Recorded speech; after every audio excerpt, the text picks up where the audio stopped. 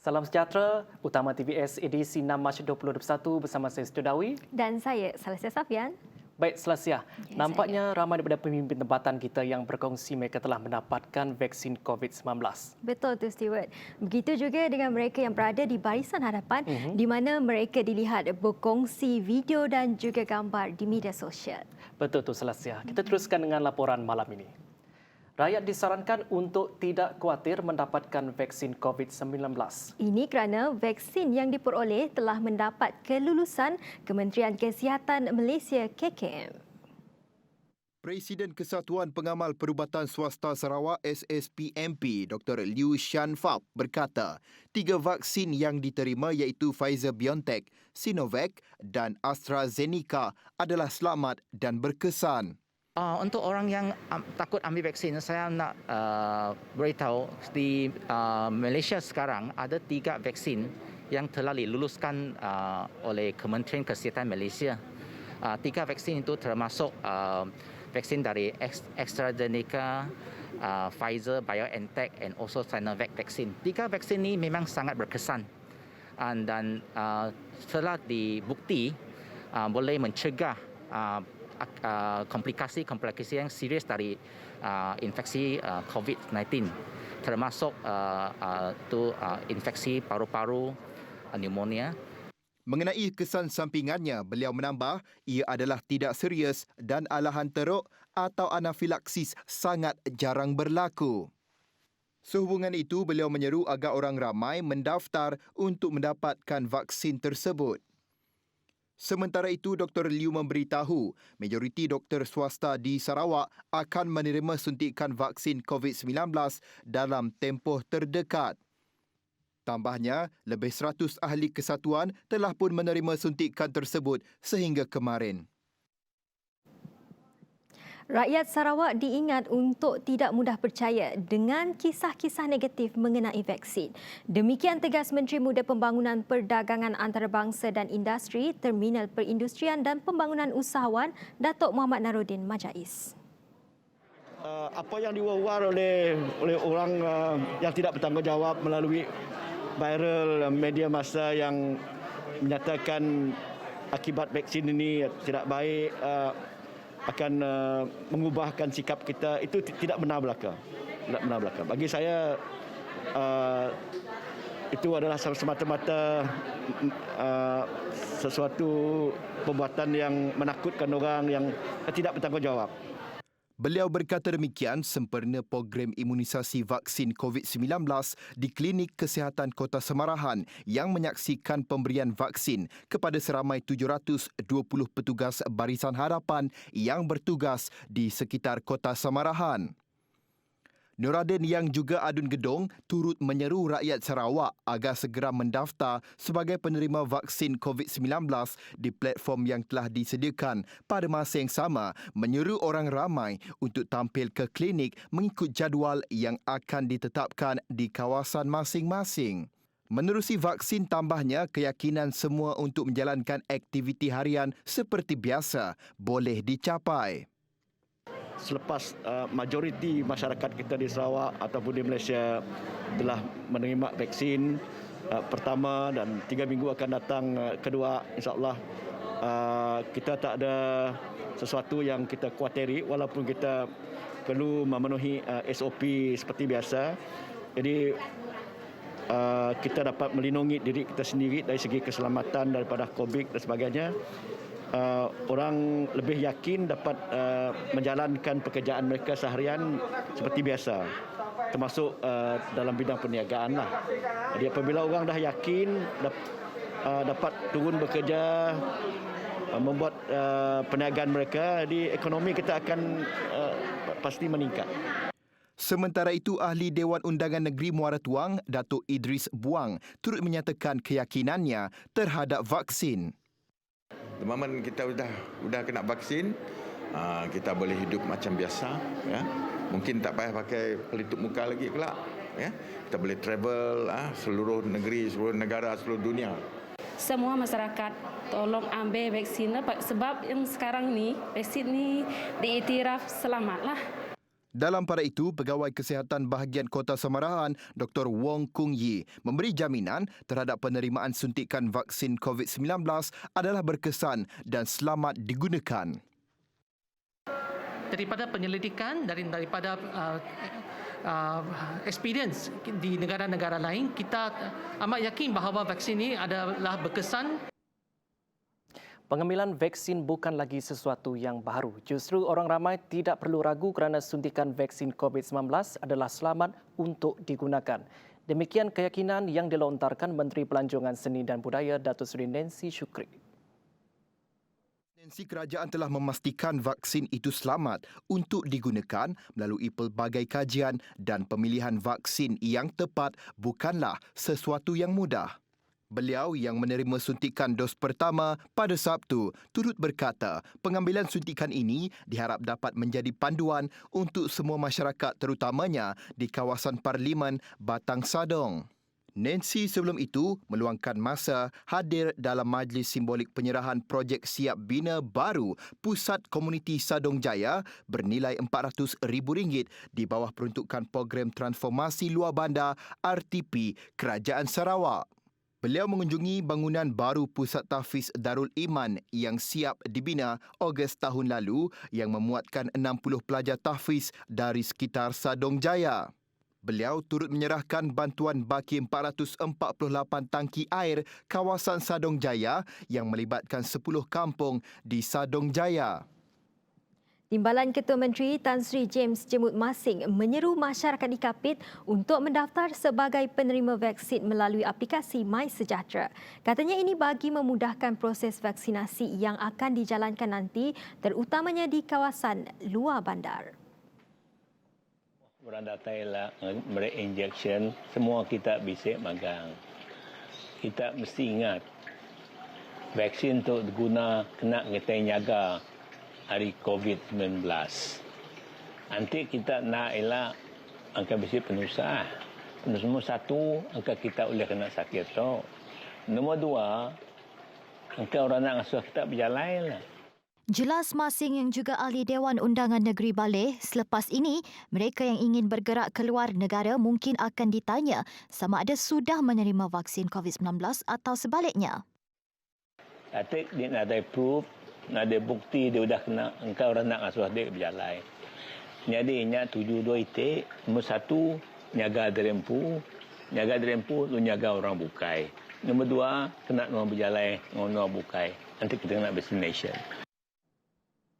Penggunaan teknologi drone merupakan strategi terbaru Jawatankuasa Pengurusan Bencana Bahagian C PBB Miri bagi mencegah dan mengawal kebakaran. Menteri Pengangkutan yang juga Menteri Bertanggungjawab C PBB Miri, Datuk Lee Kim Shin berkata penggunaan teknologi ini adalah untuk merakam video dan gambar selain bertujuan memberi amaran kepada petani-petani kecil yang membuat pembakaran terbuka. Tambahli kaedah ini akan mendatangkan kesan yang baik dan mampu mengurangkan jerebu yang teruk berlaku di Miri. Pemantauan melalui drone ini akan dilakukan oleh Lembaga Sumber Asli dan Alam Sekitar Sarawak dan Jabatan Alam Sekitar dengan kerjasama pemilik tanah persendirian. Ia melibatkan sebanyak 3 pos kawalan, 2 di Kuala Baram dan 1 berdekatan Carleton University Malaysia. Sementara itu, peruntukan denda sehingga RM100,000 dan penjara 5 tahun di bawah Undang-Undang Ordinans Sumber Asli dan Alam Sekitar akan dikenakan bagi mereka yang disabitkan kesalahan melakukan pembakaran terbuka. Lee memberi peringatan kepada masyarakat untuk tidak sesekali melakukan pembakaran terbuka atau mereka akan berdepan dengan hukuman yang berat. Projek Baik Pulih Rumah Miskin di bawah program penambahbaikan Rumah Miskin Rakyat MRP Batu 9 Jalan Kuching Serian telah pun siap dibina. Menurut Ahli Dewan Undangan Negeri Batu Gitang Loh Keciang, program itu telah bermula sejak 2 bulan lepas dan dibina oleh JKKK Kota Padawan. This pilot project is different. It's demolition of a whole house and reconstruction of a new house because the old house is really bad. I'm especially touched by today's project because it came from the community. A lot of community came in to help. Tambahnya, projek Baik Pulih ini menelan kos sebanyak RM30,000 di mana RM15,000 adalah dari sumbangan beliau sendiri dan selebihnya dari sumbangan golongan persendirian yang melibatkan 2 buah pertubuhan. Kita ke perkembangan COVID-19. Sebanyak 258 kes baru yang telah pulih dan dibenarkan discharge di Sarawak pada Sabtu. Ini menjadikan jumlah keseluruhan kes positif COVID-19 yang telah pulih atau dibenarkan discharge meningkat kepada 8,399 orang. Sementara itu, 221 kes baru dicatat di Sarawak dengan Sibu kekal mencatat kes harian tertinggi iaitu 79 kes diikuti Bintulu, 33 kes, Betong, 32 kes dan Kuching 17 kes. Kluster baru juga telah dikenal pasti di daerah Julau yang dikenali sebagai kluster Bukit Tunggal. Kluster ini melibatkan 2 buah rumah panjang di Nangalio dan Nanga Sebuntang di kawasan Bukit Tunggal Durin Julau. Indeks kes ini telah dikesan melalui saringan bergejala di klinik kesihatan pada 25 Februari lalu di mana hasil siasatan mendapati sebanyak 28 kes tambahan dikesan di 2 buah rumah panjang itu. Dalam pada itu, 3 kematian dicatat pada Sabtu dan ini menjadikan jumlah kematian meningkat kepada 87 kes. Sementara itu, Perintah Kawalan Pergerakan diperketatkan PKPD akan dikuatkuasakan di Kampung Serumah Pedawan mulai 7 Mac ini. Menurut Jawatan Kuasa Pengurusan Bencana Negeri JPBN Sarawak, penguatkuasaan itu akan dilakukan selama 14 hari iaitu dari 7 Mac hingga 20 Mac 2021. Keputusan itu dibuat ekoran kes positif dari kampung terbabit kian meningkat. JPBN Sarawak juga memaklumkan bahawa daerah Semerahan telah bertukar ke status jingga daripada merah setelah merekodkan 35 kes jangkitan tempatan dalam tempoh 14 hari. Selain itu, daerah Bukit Mabong pula telah kembali ke status kuning daripada jingga setelah merekodkan 19 kes jangkitan tempatan dalam tempoh 14 hari yang lepas. Lagi perkembangan COVID-19. Peningkatan kes positif COVID-19 di Sibu baru-baru ini adalah sudah dijangka. Ia berikutan pengesanan kontak rapat yang giat dilaksanakan. Menurut Menteri Muda Kesihatan yang juga penyelaras Jawatan Kuasa Pengurusan Bencana Bahagian Sibu, Dr. Anwar Rapai, senarai kes positif yang dilaporkan diperoleh daripada 2,807 sampel yang telah dikumpul dalam tempoh 48 jam yang lalu.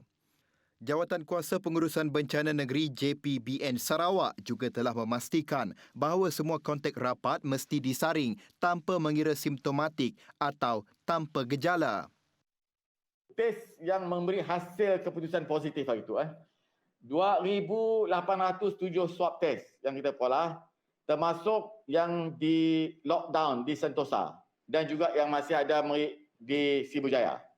Jadi ia menyebabkan kita ada, semalam saya dah madah, kita akan jangka hari itu kita banyak kes. Sebab kita mula gerakkan besar-besaran hari 2 hari lepas untuk yang buat swab test. Hari itu dah mula di Sibu Jaya, bukan Sibu Jaya, di Tionghoa pun kita dah mempertingkatkan lagi. Tetapi juga, kelak saya terangkan lagi, ada di beberapa kawasan yang baru terdapat kes-kes positif, tetapi kita telah mengambil tindakan awal dan juga ada di sebahagian rumah panjang yang second round. Okay, yang kita buat yang ada menyebabkan ada positif pada hari itu. Sementara itu, Dr. Anwar turut menasihati orang ramai untuk tidak mempercayai sebarang tawaran penjualan vaksin COVID-19 termasuk secara dalam talian. Katanya, Kementerian Sains, Teknologi dan Inovasi MOSTI serta Kementerian Kesihatan telah melakukan perancangan rapi dalam memastikan rakyat Malaysia dapat divaksin dengan selamat dan mengikut prosedur ditetapkan. Ada vaksin online tu. Sebabnya kerajaan mesti mau mengikut dengan pihak swasta untuk menjalankan tugas tu. Sebab masalah-masalah macam itulah. Jadi jangan kita terperangkap vaksin tu hanya kerajaan yang beri. yang boleh memberi injection kepada orang dan berdasarkan kepada pendaftaran tadi. Semudah tu ambil vaksin tu. Sementara itu, Malaysia mencatatkan 2,548 kes sembuh COVID-19 pada Sabtu. Ketua Pengarah Kesihatan Malaysia Tan Sri Dr. Noor Hisham Abdullah berkata, ini menjadikan jumlah baru kes sembuh adalah 289,452 kes. Manakala kes baru positif COVID-19 negara pula adalah sebanyak 1,680 kes, di mana daripada jumlah itu, 3 merupakan kes import. Selangor kekal mencatat kes harian tertinggi iaitu 826 kes, diikuti Sarawak 221 kes dan Johor 139 kes. Kes aktif dengan kebolehjangkitan pula adalah sebanyak 21,159 kes dan memerlukan rawatan di unit rawatan rapi ICU adalah 172 kes. Kes-kes kematian pada Sabtu pula melibatkan semua warga negara iaitu 3 kes di Selangor, 3 di Sarawak dan 1 kes di Sabah. Kira-kira 8.5% usahawan di seluruh negara terpaksa menghentikan operasi selain 58% lagi berdepan dengan pelbagai masalah akibat penularan pandemik COVID-19 sejak awal tahun lepas. Menurut Timbalan Menteri Pembangunan Usahawan dan Koperasi, Datuk Mas Emiriati Samsudin, pelbagai usaha dan inisiatif telah dan sedang dilaksanakan untuk memulihkan usahawan yang terjejas daripada terus berdepan dengan kesulitan. Untuk rekod pelaksanaan fasa pertama pelan itu yang bermula Mei hingga Disember 2020 melibatkan peruntukan RM171 juta kepada 12,138 penerima manfaat dengan 96.52% adalah dalam kalangan Bumiputera. Manakala fasa kedua mulai Januari hingga Mei 2021 melibatkan peruntukan RM17.1 juta. Seterusnya, kerajaan memanfaatkan lebih banyak data yang dikumpulkan oleh pelbagai kementerian untuk menyalurkan bantuannya kepada individu dan perniagaan yang masih terjejas. Perbincangan mengenainya sedang dijalankan di peringkat Kementerian Kewangan dan kementerian-kementerian yang berkenaan. Menteri Kewangan Tengku Datuk Seri Zafrul Tengku Aziz berkata, perbincangan dan data yang dikumpulkan akan digunakan untuk merangka pelbagai langkah baharu. Ia akan diumumkan dalam masa terdekat. Pada tahun lepas, kerajaan telah melancarkan pakej ransangan ekonomi kelimanya, pakej bantuan pelindungan ekonomi dan rakyat Malaysia Permai, bernilai RM15 bilion yang merangkumi lebih 22 inisiatif. Kerajaan juga memperuntukkan sebanyak RM322.5 bilion bagi belanjawan 2021, di mana ia merupakan belanjawan terbesar dalam sejarah Malaysia. Bagaimanapun, beberapa perniagaan, terutamanya yang melibatkan sektor pelancongan, masih belum dapat beroperasi kerana sempadan masih belum dibuka. Pelaksanaan peti dan buku log lawatan penguatkuasaan Kementerian Perdagangan Dalam Negeri dan Hal Ehwal Pengguna KPDN HEP di stesen-stesen minyak di sempadan negara menjadi satu lagi kaedah membendung aktiviti penyelewengan dan penyeludupan petrol dan diesel bersubsidi. Menurut Menteri Perdagangan Dalam Negeri dan Hal Ehwal Pengguna, Datuk Seri Alexander Nantalinggi, peti dan buku log terbabit membolehkan penguatkuasa KPDN HEP membuat pemantauan aktiviti kenderaan asing yang masuk untuk mengisi minyak di stesen yang berada di sempadan negara. Tambahnya, jualan minyak di stesen-stesen tersebut perlu dikawal rapi. Ini kerana kerajaan tidak mahu kenderaan asing masuk ke dalam negara dan sewenang-wenangnya mengambil peluang untuk mengisi minyak sehingga penuh tangki semata-mata kerana harga minyak di negara jiran yang lebih mahal. Sebagai rekod, terdapat 281 buah stesen minyak yang terletak berhampiran sempadan negara setakat November lepas. Angkatan Tentera Malaysia ATM mengalu-alukan kerjasama dan sumbangan syarikat korporat, institusi kewangan dan syarikat berkaitan kerajaan GLC untuk turut menyertai program Jiwa Murni.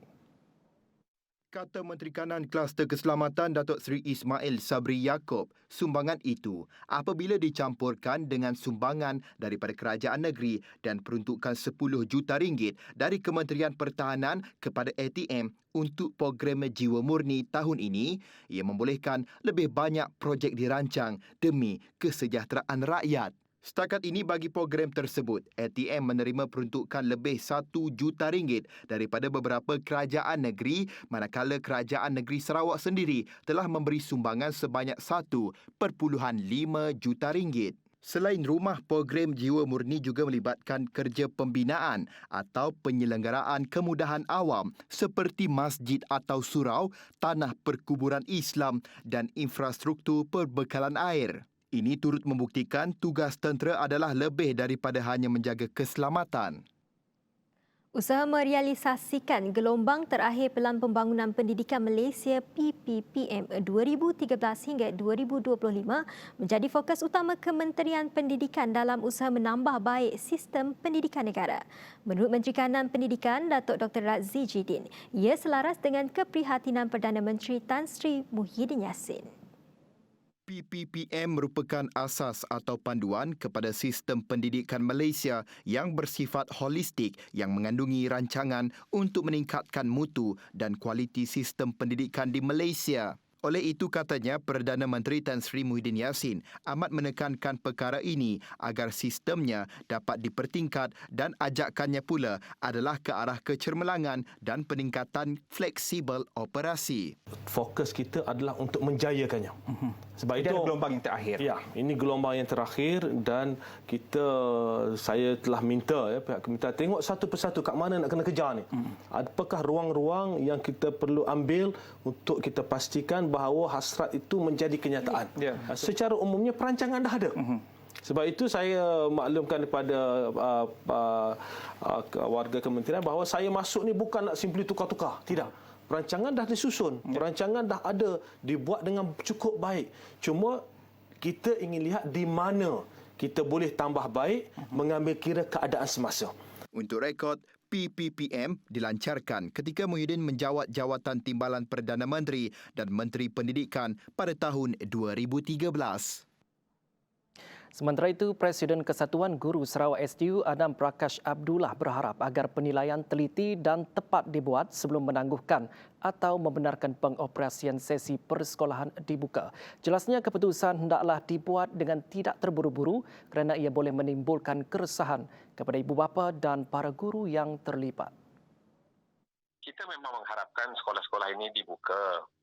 Namun kita berharap sekolah-sekolah ini dibuka apabila keadaan dan suasana itu selamat untuk murid-murid pergi ke sekolah dan juga para guru pergi ke sekolah.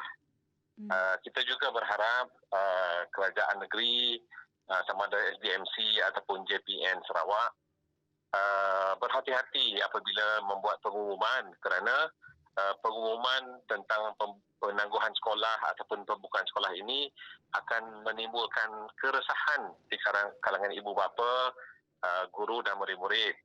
Sebab pada tempoh hari mereka sudah diberitahu akan dibuka seminggu lagi dari sekarang. Jawatankuasa Pengurusan Bencana Negeri JPBN Sarawak telah membenarkan 231 buah sekolah yang melibatkan sekolah rendah dibenarkan buka secara bersemuka mulai 8 Mac. Apa yang penting jelas Adam, kebenaran pembukaan semula sekolah-sekolah yang terlibat ini mematuhi garis panduan pengurusan dan pengoperasian sekolah dalam norma baharu yang telah dikeluarkan Kementerian Pendidikan Malaysia KPM.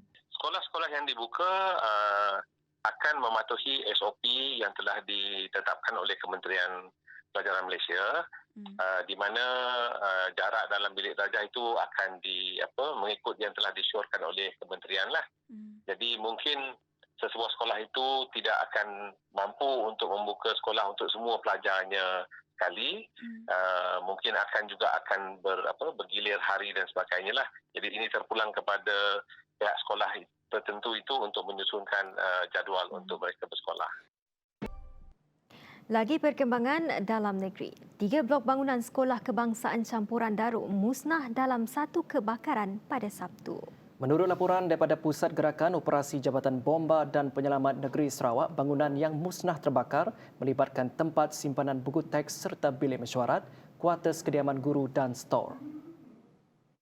9 anggota bomba dan penyelamat daro bergegas ke tempat kejadian untuk memadam kebakaran. Operasi pemadaman api diketuai Ketua Balai Bomba dan Penyelamat Daro Muhammad Nur Abdullah. Antara agensi lain yang turut di lokasi adalah Polis Diraja Malaysia, Angkatan Pertahanan Awam dan Kaki Tangan Sarawak Energi Berhad. Seorang lelaki disyaki tekong darat ditangkap bersama 4 pendatang asing tanpa izin parti di Bunan Gegak di Serian. Menurut Komander Pasukan Gerakan Am PGA Brigade Sarawak SSC Manca Atta, tangkapan dilakukan selepas anggotanya terserempak dengan sebuah kereta yang mencurigakan. Hasil pemeriksaan mendapati terdapat 5 lelaki di dalam kereta tersebut dan seorang daripadanya didapati warga tempatan. Hasil soal siasat juga mendapati tekong terbabit meminta parti membayar RM500 seorang untuk dihantar ke satu lokasi yang dijanjikan. Kes tersebut disiasat di bawah Akta Anti Pemberdagangan Orang dan Penyeludupan Migran, ATIPSOM, Akta Imigresen dan Akta Pencegahan dan Pengawalan Penyakit Berjangkit 1988. Baiklah, laporan itu tadi mengakhiri utama TVS malam ini. Saya Salasa Safian. Dan saya Stu Dawi.